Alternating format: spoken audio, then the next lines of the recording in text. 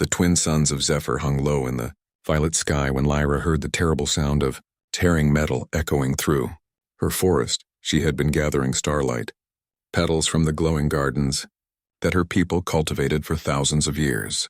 But the moment the noise filled the air, she knew something was very wrong. The ancient trees around her began to shake, and leaves of silver and gold fell like rain onto the soft moss beneath her feet. Lyra stood perfectly still, her pointed ears reaching upward as they always did when she sensed danger. She was different from other elves in her village, taller and more curious about things that lay beyond their peaceful borders. Her skin shimmered with a faint blue luminescence, a trait she shared with all her kind, but her eyes held a brightness that seemed to burn with questions.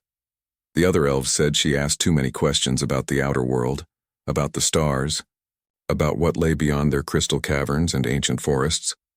The sound grew louder and more violent. Lyra moved swiftly through the trees, her bare feet making no sound on the ground. She had spent her entire life learning to move like the wind. Like the creatures of the forest, she knew every path, every hidden stream, every secret place where sunlight broke through the canopy in perfect circles of gold. Within moments, she reached the edge of the great clearing where no elves ever ventured anymore, a place their ancestors had abandoned long ago when they learned to live in harmony with nature. Instead of conquering it, what she saw made her breath catch in her throat. A massive ship lay, smoking in the center of the clearing. Its hull was blackened and twisted, with flames licking at its damaged sections. The vessel was enormous, far larger than anything Lyra had ever imagined could fly through the sky. Its metal surface was strange and cold-looking, nothing like the living wood and crystalline structures her people built. Their dwellings grew from the earth itself, shaped by magic and love. But this thing was clearly built with violence and force, wrought metal and harsh angles. Lyra watched as figures began emerging from hatches in the side of the ship. They wore suits of armor made from hard materials, and they carried weapons that glowed with strange energy. She had read about such things in the ancient texts hidden in the deep libraries of her village, texts written by elves who had encountered humans before, thousands of years ago when both species had learned that the universe was too vast for them to ever truly rule it alone. The text warned of humans as powerful beings who advanced quickly but often without wisdom. These humans moved carefully, checking their weapons and their strange devices that beeped and flickered with colored lights. There were 6 of them, and their movements showed training and discipline. One figure stood taller than the others, and even from behind the armor, Lyra could sense strength and determination emanating from this person. This must be their leader, the one who would make decisions about what they would do on Zephyr. The leader turned toward the forest and raised one gloved hand, pointing directly in the direction where Lyra stood. She knew she should leave.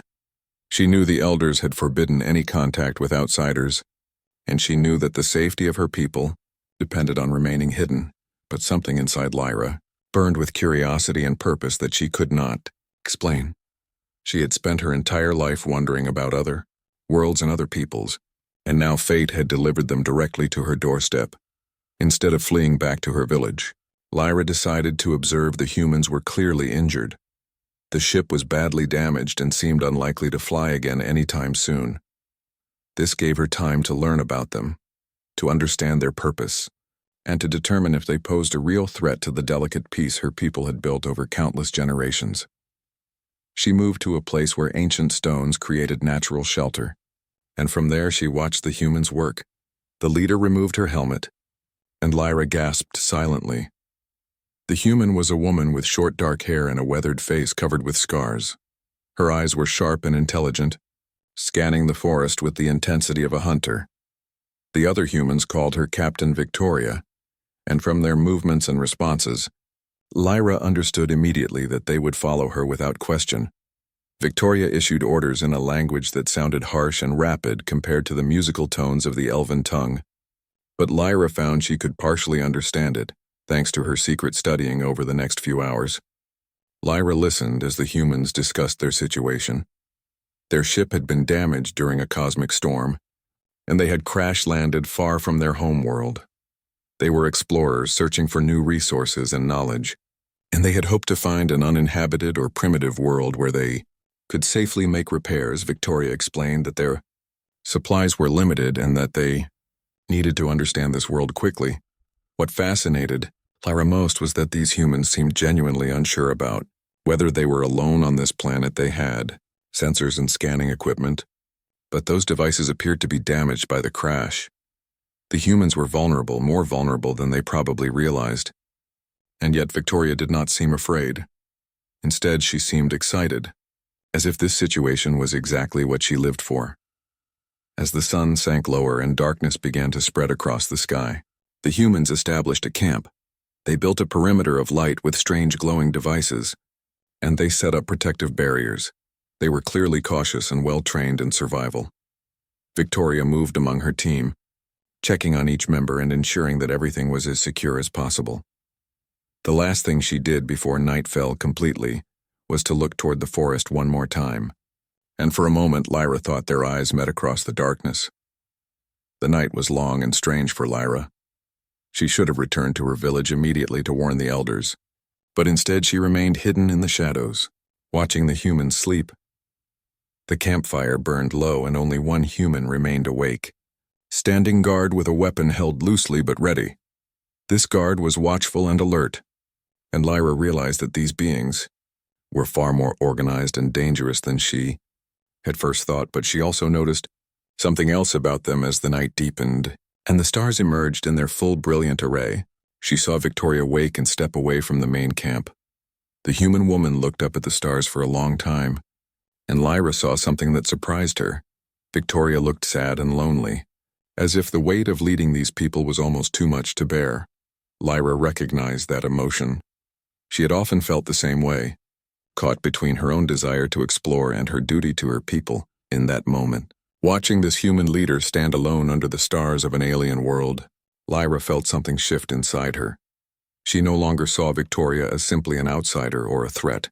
She saw her as another person far from home, trying to accomplish something she believed in, doing her best to keep others safe while facing the unknown. When morning came and the sun began to rise again, painting the sky in shades of orange and deep purple, Lyra made a decision that would change everything. She would reveal herself. To these humans, she would learn who they really were and what they truly wanted. She would determine if they could be trusted or if they needed to be stopped before they discovered the crystal, caverns and the dragons. Lyra took a deep breath, steadied her racing heart, and prepared to step out of her hiding place. She had no idea that this single choice would set into motion events that would ultimately change not just her world, but the entire known galaxy itself. Lyra stepped forward with her hands raised in what she hoped was a gesture that all intelligent beings would recognize as peaceful. She moved slowly out of the forest edge and into the clearing, making sure every movement was deliberate and non-threatening. The rising sun caught her luminescent skin, and it began to glow with soft blues and greens that seemed almost unnatural to human eyes. The guard who had been watching all night saw her first. His weapon came up immediately, and he shouted a warning in the harsh human language. Several other humans emerged from their tents, weapons raised and eyes wide with shock and fear. Victoria was among them, and she moved with practiced efficiency, placing herself between Lyra and her team while also keeping her weapon ready. She studied Lyra carefully, taking in every detail of the elf woman's appearance. Lyra continued to walk forward slowly. Her pointed ears moved with each step, and her long hair, which seemed to contain threads of silver and blue, flowed down her back. The other humans had never seen anything like her, and Lyra could sense their confusion and fear. She stopped about 10 paces away from Victoria and spoke in the human language, her accent strange but her words clear. "My name is Lyra. I am from this world. I come in peace." Victoria lowered her weapon slightly. The captain was studying Lyra with an intensity that made the elf woman feel like she was being examined by a scientist. Looking at an unknown specimen, Victoria took a step forward, showing her own empty hand while keeping her weapon in the other. "You speak our language," said Victoria with obvious surprise in her voice. "How is that possible?" "I have listened to your communications for many months," said Lyra. "I have studied your words. Through the sky signals that fall upon my world, I wish to understand other peoples and other worlds. Your arrival surprised me, but not entirely unhappily. Victoria seemed to be making a calculation in her mind, something Lyra would later come to. Understand, was the captain assessing whether Lyra was telling the truth or setting a trap? Victoria lowered her weapon completely and gestured to her team to do the same. Though Lyra could see the tension in their bodies and the way their fingers remained near the triggers of their weapons. "You will have to forgive us," said Victoria. "My name is Captain Victoria Hollis of the Earth Exploration Corps. We mean no harm to you or your people. We were damaged during a storm and we have crash landed here. We need to make repairs to our ship before we can leave this world." "I understand," said Lyra. "I have been listening to your discussions during the night. I know that. You seek resources and knowledge. Is this what humans are driven to seek, always resources and power?" Victoria tilted her head. She was a tall woman for a human, but she was still shorter than Lyra. The captain seemed to be considering her response carefully. Victoria gestured toward her team and told them to stand down. She then approached Lyra alone until they stood face to face. "We are driven by curiosity," said Victoria, "much like it seems you are driven by the same force. Otherwise you would not have revealed yourself to us. You could have stayed hidden or reported us to your people instead. You came alone to meet us." While Lyra paused, she had not considered that Victoria would ask such a direct question. She had thought the humans would be more primitive, more easily frightened. But Victoria was intelligent and perceptive, and she seemed to understand the difference between showing curiosity and showing hostility. "Because I want to know you," replied Lyra simply. "Because you come from beyond the stars and I have always wondered about such things. Because my people have hidden from the greater galaxy for so long that we have forgotten how to live as part of it. And because something in your eyes tells me you are not a conqueror, seeking to destroy, but a leader seeking to understand." Victoria smiled. "Then we share more than just the desire for knowledge," said the captain. "We are more alike than different, perhaps. We need your help and you seem willing to give it. What is it you call this world?" "We call it Zephyr," said Lyra. "It has been our home for longer than your people have had written language, but it holds secrets greater than anything you can imagine. Secrets that must be protected." "Then help us protect those secrets," said Victoria. "Make a deal with us. If you help us repair our ship and learn what we need to learn about survival on this world, we will promise to leave peacefully. We will not take anything that belongs to your people. We will not harm your world. I give you my word as a captain and as a human." Lyra studied Victoria for a long moment. She reached out and touched the captain's face with her fingertips, and Victoria did not flinch or pull away. This was an old elvish way of reading truth, of sensing the intentions of another being. Through touch, Lyra could feel Victoria's sincerity, her genuine desire to accomplish her mission without destroying others. "I accept your word," said Lyra. "But there is much you must know about Zephyr, much that is dangerous if not approached with respect. My people have an agreement with the oldest and most powerful beings of this world, creatures that few humans would believe exist. If your people encounter them without proper understanding, you and your team will perish." Victoria's eyes widened with interest. "What kind of creatures?" she asked. Lyra began to walk back toward the forest. "Come," she said. "There is a place I wish to show you. First, we will visit my village and I will introduce you to the elders. They must know of your presence and approve of your mission. Then I will take you to see the wonders of Zephyr, but only the wonders that are safe for outsiders to witness." Over the next several hours, Lyra led Victoria and a small team of human soldiers through the forest. It was the first time any of her people had seen humans in countless generations, and when they emerged near the elvish settlements, there was immediate panic and fear.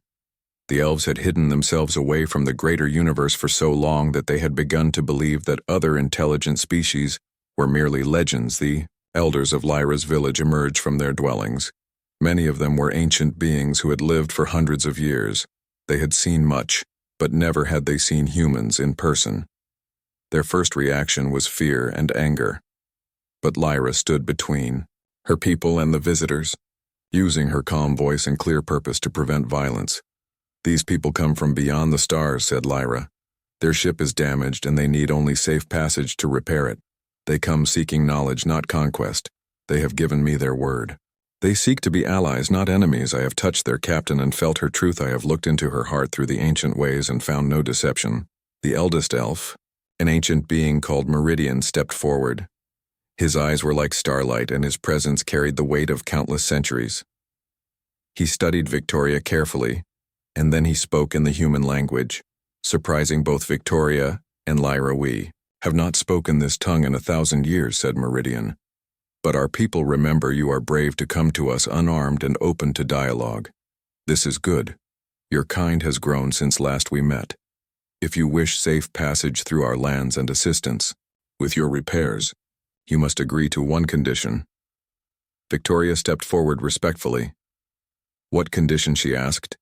You must visit the crystal caverns, said Meridian. You must meet the dragons. You must understand what we have chosen to protect all these ages. If you can look upon them with respect and understanding, then you will earn the trust of all our people. But if you approach them with greed or fear, then you will learn why we have hidden ourselves away from the galaxy for so long. Victoria accepted the elder's terms without hesitation, and her quick agreement seemed to impress Meridian and the other ancient beings. The elf village was far more beautiful than anything Victoria had expected. Their dwellings seemed to grow from the earth itself, crafted from living wood and stone that shimmered with internal light. The streams that ran through the village glowed faintly with some kind of bioluminescent quality, and the very air seemed to hum with an ancient magic that Victoria's instruments could detect but not explain. The humans were given shelter and food, which consisted of fruits and vegetables that tasted unlike anything they had ever experienced on Earth. Some of the fruits seemed to contain natural sugars that boosted energy and mental clarity, while others had subtle flavors that seemed to calm anxiety and promote healing. Victoria noticed that her team's minor injuries from the crash began to improve almost immediately after eating the elvish food. She began to understand that Lyra's people possessed knowledge of biology and nature that rivaled or exceeded human scientific understanding.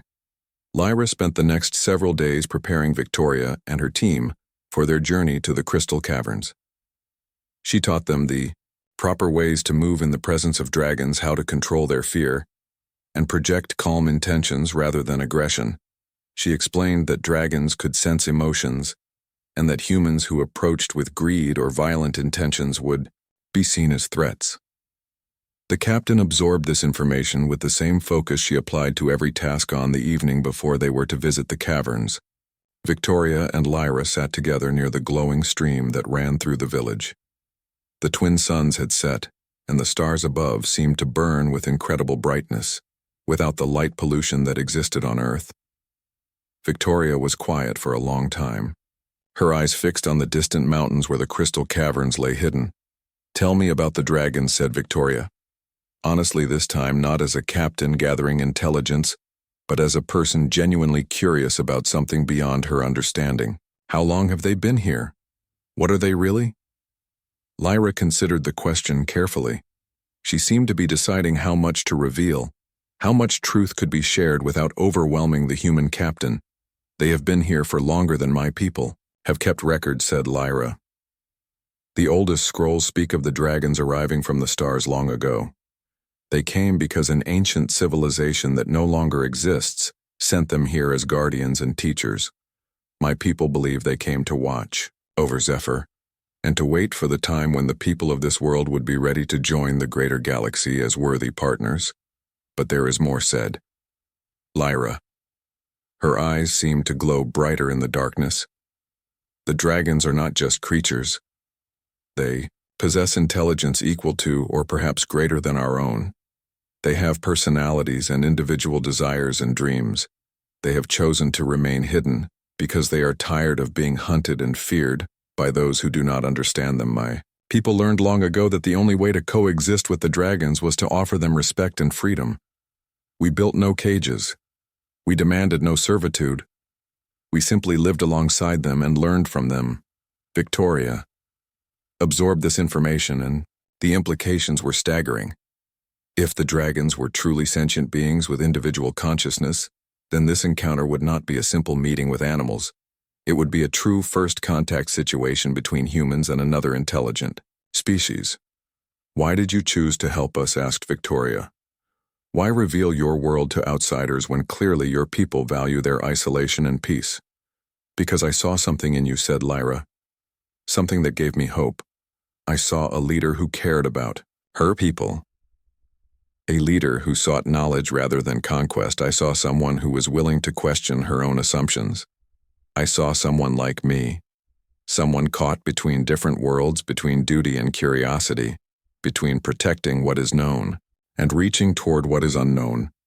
And I thought perhaps if we could find common ground, if we could bridge the gap between our peoples, then maybe the galaxy itself could learn to do the same." Victoria reached out and gripped Lyra's hand. The human captain was not typically a person of sentiment, but in this moment, sitting under alien stars on a world she had never expected to encounter, she felt something shift in her understanding of her purpose as an explorer. "I promise you," said Victoria. "I promise that I will approach the dragons in your world with the respect and honor you are showing me. I promise that if we can accomplish this, if we can prove that humans and your people can work together, that I will make sure the galaxy knows what is possible here on Zephyr."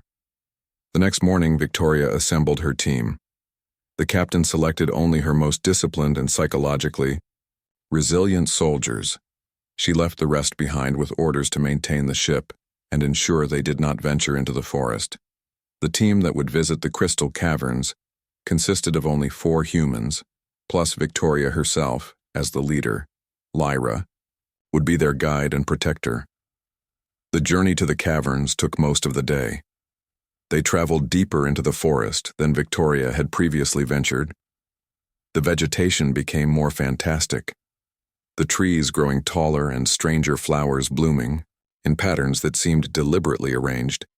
Some of the plants seemed almost conscious, aware of their presence. They passed through waterfalls that appeared to glow from within, and crossed bridges of stone that seemed far too ancient and too perfectly crafted to be anything but the work of intentional design. Finally, as the afternoon light began to fade, they reached the entrance to the crystal caverns. The opening yawned before them like the mouth of some enormous sleeping beast. Lyra led them inside, and immediately the temperature changed. The cavern was warm, and the air seemed to shimmer with energy. That was when they heard the sound, a low rumbling that started in the deepest part of the earth and grew louder, until it seemed to come from everywhere at once. The rumbling was not threatening exactly, but it was overwhelming, and it made Victoria's bones vibrate.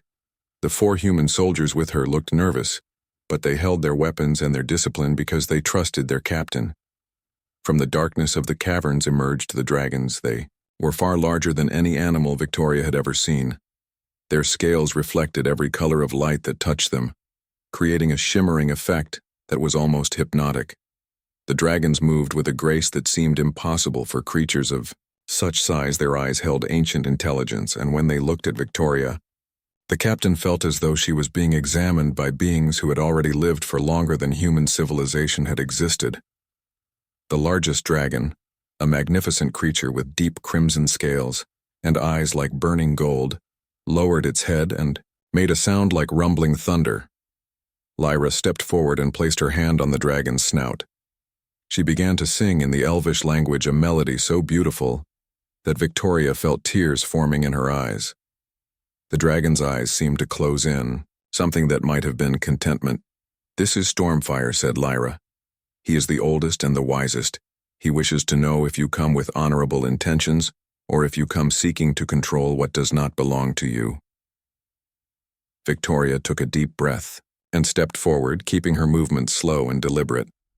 She raised her empty hands and looked directly into Stormfire's ancient eyes. "I come seeking to understand," said Victoria. "I come seeking partnership, not conquest. I come seeking knowledge of how different peoples can work together rather than destroy each other. I come as a human who believes that the universe is large enough for all of us, if we choose to live in peace." Stormfire regarded Victoria for what seemed like an eternity. The dragon's ancient eyes searched the captain's face as if looking for something hidden deeper than simple words could convey. The other dragons moved closer, their enormous bodies surrounding the humans in a circle that was not quite threatening, but certainly overwhelming in its sheer presence and power. Then Stormfire did something unexpected. The massive dragon lowered his massive head further and exhaled a breath that carried warmth and a scent like cinnamon and electricity. The dragon's breath did not burn or harm it, simply surrounded Victoria in a sensation of intense calm and clarity, as if the dragon was sharing something sacred and profound. The captain found herself understanding on a level deeper than thought that this was an acceptance, a dragon's acknowledgement that Victoria's intentions matched her spoken words. The other dragons began to move, and they guided the small group of humans through passages in the cavern that seemed to have been waiting for them. The walls of these passages glowed with soft light that came from crystals embedded in the stone. The crystals seemed to pulse in rhythm with something deeper, some ancient heartbeat of the planet itself. The humans were led into a vast chamber that took their breath away. The chamber was enormous, easily the size of a human cathedral, or perhaps larger. The ceiling soared upward until it disappeared into darkness, and the floor was covered with crystalline formations that rose like strange frozen flowers. The crystals varied in color from deep blue to bright violet to a pure white that seemed to contain all colors simultaneously. The air hummed with a frequency that made Victoria's instruments go crazy, sending signals and readings that contradicted each other. "This is the heart of Zephyr," said Lyra, stepping forward with reverence in her voice. "This is where the dragons draw their power. This is where the ancient civilization that sent them here left their greatest gift to this world. The crystals are not merely minerals. They are something far more complex, something that binds all life on Zephyr together, something that allows the dragons to communicate across vast distances and to maintain the balance that keeps this world safe and whole." Victoria approached one of the smaller crystals carefully. She could feel the energy emanating from it, and her instruments gave readings that were utterly impossible according to human science. The crystal seemed to exist in multiple states simultaneously, both solid and something more like pure energy. It was as if these formations operated according to physical laws that humanity had never discovered. "Can humans use this?" Power asked one of Victoria's soldiers, a man named Harrison who specialized in energy systems. Lyra turned to look at the dragon called Stormfire. The dragon made a low rumbling sound that seemed to communicate something. Lyra nodded and turned back to the humans. "The dragons say that humans can use this power, but only if they do so with respect and understanding. If humans approach with greed and desire to control, the crystals will resist and likely destroy anyone who tries to force them. If humans approach as partners, seeking to work with the energy rather than dominate it, then partnership is possible, but it is dangerous. It requires wisdom and patience, and a commitment to never use this power for destruction or conquest." Victoria studied the chamber, and she began to understand the true scope of what was being offered to humanity. If humans could harness even a fraction of the energy these crystals contained, it would transform human civilization. It would end fuel scarcity and environmental damage. It would revolutionize medicine and transportation. But more importantly, it would require humanity to grow beyond its current nature. It would require humans to become worthy of such power. "What is it that the dragons want?" asked Victoria. "If they give us this power, what do they ask in return?" "The dragons ask for nothing but respect," said Lyra. "They ask that humans remember this moment, remember that we chose cooperation over conflict. They ask that humans learn to extend this same cooperation to other species they encounter in the galaxy. They ask that humans become the kind of people who can be trusted with great power." Stormfire moved closer to Victoria. The enormous dragon lowered his head until his massive eye was level with the captain's face. The dragon was so close that Victoria could see scales that seemed to contain entire galaxies within them. She could see reflected in those ancient eyes all of her hopes and fears and dreams. She saw herself as the dragon saw her, and she understood that in that moment, she was being judged not as a captain or a representative of humanity, but as an individual consciousness. The dragon seemed satisfied with what he saw. Stormfire made a sound that vibrated through the entire chamber, and the other dragons joined, in creating a harmony that seemed to resonate with the very stones beneath their feet. The sound grew louder until it was almost overwhelming, and then suddenly it stopped. "The dragons have agreed," said Lyra. "They have chosen to share their power with your people. But understand this, Victoria. What you do with this knowledge will determine the fate of not just your world, but the reputation of your entire species throughout the galaxy. Your people have a choice to make. Will they use this gift to build or to destroy? Will they become partners in the greater galactic community? Or will they attempt to dominate and control? I swear to you," said Victoria, placing her hand over her heart. "I swear, as captain and as a human, that I will ensure this gift is used wisely. I will return to Earth and I will tell them about you and about this moment, about how a species of vast power chose to offer cooperation instead of demanding submission. I will make sure that humanity knows that the universe is waiting to see what we will become over the next several weeks." The dragons and the elves taught the humans how to carefully extract and use the crystal energy. Victoria's team worked with Stormfire and the other dragons, learning the proper way to approach the crystals and to draw power from them in a sustainable way. The process was nothing like what human engineers would have attempted. It involved meditation and communication, almost more art than science. The team had to learn to think differently, to approach problems from angles that human culture had never emphasized. The ship was repaired, and the repairs themselves revealed something fascinating to Victoria. The techniques the elves and dragons taught her were far more efficient than human engineering methods. They allowed the damage to be healed. Rather than simply repaired, the ship was not just fixed, it was improved and transformed by exposure to the crystal energy. But as the time came for Victoria and her team to leave, something shifted. The captain found herself reluctant to depart. She had changed in ways that went deeper than mere knowledge. She had experienced a connection to something larger than herself, something that transcended the limited view of the galaxy that human civilization held. She had learned to listen to intuition rather than only relying on logic. She had discovered that intelligence came in forms that human education had never taught her to recognize. Lyra and Victoria stood together, one last time near the glowing stream. The two women had become true friends, friends who had bridged not just species but fundamentally different ways of understanding reality. "Will you return?" asked Lyra. "I have to," said Victoria. "My people need to know what we have learned. But yes, I will return. I cannot leave a world and people that have changed me so profoundly. I cannot go back to seeing the galaxy as something to be conquered. I can only move forward, seeing it as something to be understood and respected." "Then go," said Lyra, with sadness and hope mingled in her voice.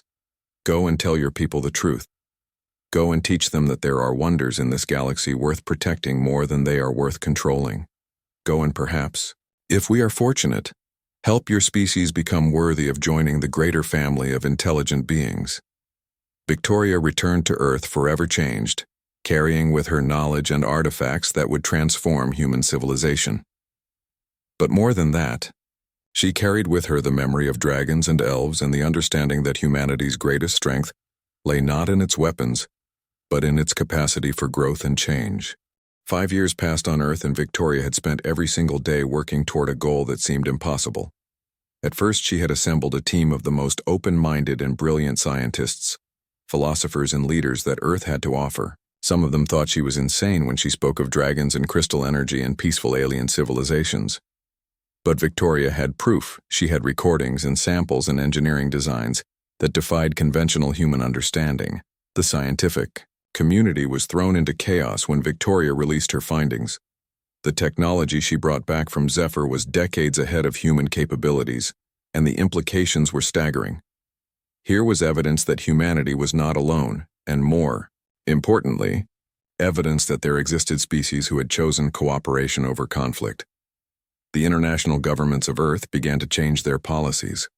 Their military budgets that had been focused on building weapons were slowly redirected toward research and peaceful exploration.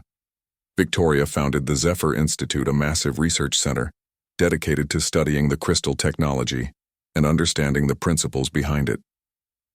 Young scientists from all over Earth came to work there, driven by the dream of unlocking the potential of this new power. The Institute became a beacon of hope for people who had begun to despair about humanity's future. But Victoria never forgot her promise to return to Zephyr when she finally made the journey back. 3 years after leaving the planet for the first time, she did not come alone. She brought a delegation of 12 humans representing the scientific, political, and cultural leaders of Earth. The ship she traveled in was now powered partially by the crystal technology, and the journey that had taken months before was now accomplished in weeks. The crew marveled at the improvements to human technology that had come from understanding even the basic principles of how elves and dragons approached energy. When their ship entered the atmosphere of Zephyr, Lyra was waiting to meet them. The elf woman had not aged in the years that had passed, though Victoria had seen subtle changes in her own reflection. The captain realized that elves must live far longer than humans, that what seemed like significant time to her might be barely more than a moment to Lyra, but the friendship between them was undeniable. The moment they saw each other, both women smiled with genuine joy and recognition. Lyra had prepared for their arrival, and she took Victoria and her delegation to places they had only heard of in stories and legends. They visited the great libraries of the elven cities and studied scrolls that contained knowledge accumulated over hundreds of thousands of years. They learned about a galactic history that included dozens of sentient species, some now extinct, and others still thriving somewhere among the stars. The humans learned that the ancient civilization that had sent the dragons to Zephyr had been one such species. They had realized that the galaxy was dying from conflict and competition, and they had attempted to create beacons of peace across different worlds. They had selected species with high potential for wisdom and cooperation, and sent guardians to watch over them. The dragons were these guardians, and their presence on Zephyr had protected the elves and prevented them from destroying themselves as so many other civilizations had done. What surprised Victoria most was learning that this pattern had repeated across the galaxy. Many worlds had their own guardians. Many species had been given similar choices about whether to work with their guardians or try to dominate them. The results varied. Some species had accepted the offer of peace and partnership and had joined a loose confederation of peaceful civilizations. Others had rejected the guardians and had destroyed themselves through war and greed. A few had managed to overcome their worst instincts and grow beyond their limitations. The dragons seemed particularly interested in the humans that Victoria had brought. They wanted to know if this delegation represented a genuine shift in human consciousness, or if it was merely temporary enthusiasm that would fade once humans returned to their home world. Stormfire spent hours communicating with Victoria, asking her probing questions about human nature, about why humans seemed so driven by competition and fear. Victoria answered honestly. She told the great dragon that humans had evolved on a world of scarcity, where they had to fight for survival. This had shaped human nature, but humans also had the capacity to change to grow beyond their biological programming. Victoria believed that education and exposure to other perspectives could gradually transform human society into something more enlightened. Stormfire seemed satisfied by this answer. The ancient dragon made a decision. He called together all the dragons and all the human delegation. He invited Lyra to stand beside him, and he made an announcement that would echo across the galaxy. The dragons of Zephyr declare that humanity has taken a first step toward wisdom, said the great dragon. His voice carried through the chamber like rolling thunder. We have judged your species by the actions of your representative Victoria, and by the evidence of change within your civilization. We offer to humanity the same partnership we offer to the elves of this world. We will share knowledge and wisdom. We will teach you to work with the crystal energy in harmony rather than domination. We will invite your species to join the Confederation of Peaceful Worlds. But understand this: if humans abuse this gift, if humans return to conquest and domination, the guardians across the galaxy will respond. This is your test. Victoria stepped forward and accepted the dragon's terms. She understood the weight of what was being offered, and she also understood the responsibility that came with it. She had become an ambassador between worlds, and the choices she made would echo through human history for generations. Lyra and Victoria walked together through the crystal caverns for the last time, before the human delegation returned to Earth. They did not speak. Much in the presence of such ancient beauty, such profound history, and such momentous change, words seemed almost unnecessary. But as they stood before the greatest crystal in the heart of Zephyr, Lyra turned to Victoria with emotion, clear in her ancient eyes. "You have become my sister," said Lyra, "across the boundaries of species and worlds. Our friendship has proven that connection between different peoples is possible, even probable if we choose it. I hope that your world will remember this lesson. I hope that humans will carry this memory forward through the ages. I will make sure." "They do," said Victoria. "And I hope someday you will visit Earth. I hope you will see what your people helped us become. I hope my world will prove worthy of the gift the dragons have given us in the years that followed." Victoria dedicated herself to transforming human civilization. The knowledge that she had gained on Zephyr was gradually shared with the world. The crystal technology was studied and adapted for human use, but always with the principles of harmony and respect that the dragons and elves had taught. The environmental damage that had plagued Earth began to heal as humans learned to work with nature, rather than against it. Other species in the galaxy began to notice the change in humanity. Some approached cautiously ready to test whether humans could truly be trusted. Others offered partnerships and trade. Some even offered to teach humanity more advanced technologies. A new era dawned in which humanity took its place among the civilizations of the galaxy, not as a species trying to dominate, but as a species learning to collaborate. Back on Zephyr, Lyra continued her work as an ambassador between worlds.